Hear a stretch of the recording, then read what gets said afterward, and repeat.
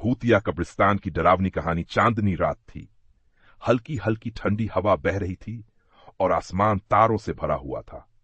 गांव के बाहरी हिस्से में स्थित पुराना कब्रिस्तान सन्नाटे में डूबा हुआ था। लोग कहते थे कि रात के समय वहां जाना मौत को दावत देने जैसा था, लेकिन किस्सों और कहानियों को झूठ समझकर रवि और उसके दोस्तों ने उस रात वहां जाने की ठानी। क्या तुम लोग सच में चलोगे? मुझे तो बहुत डर लग रहा है, मोहित ने घबराते हुए कहा। अरे डर क्यों रहे हो? भूत प्रेत कुछ नहीं होते, ये सब सिर्फ कहानियां हैं, रवि ने हंसते हुए जवाब दिया। उनके साथ पायल और निधि भी थीं।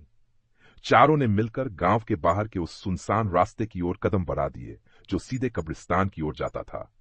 रास्ते में हर तरफ घना अंधेरा था।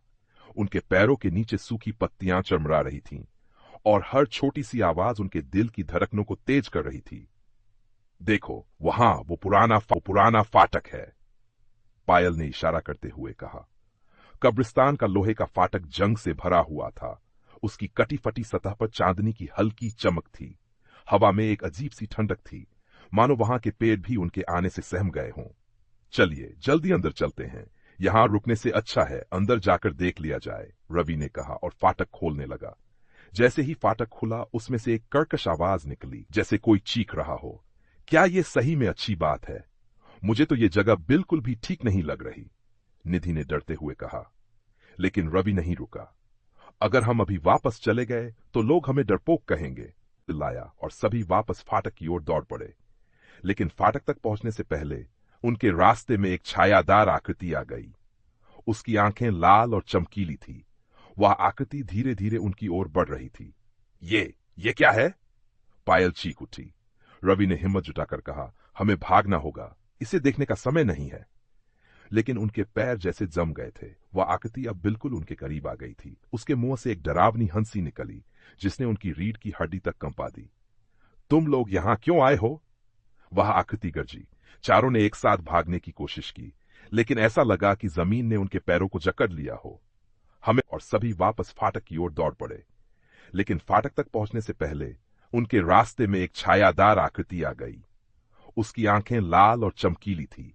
वह आकृति धीरे धीरे उनकी ओर बढ़ रही थी। ये क्या है? पायल चीख उठी। रवि ने हिम्मत जुटाकर कहा, हमें भागना होगा, इसे देखने का समय नहीं है।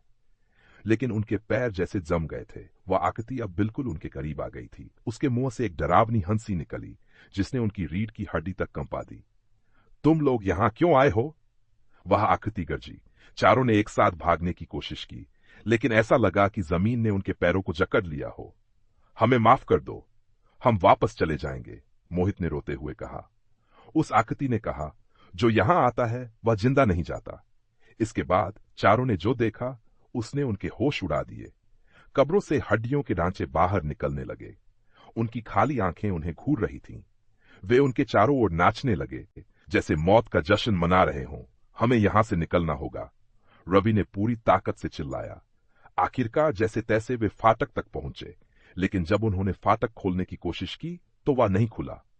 ये फाटक क्यों नहीं खुल रहा? हमें यहां से जाना होगा, निधि चिल्लाई।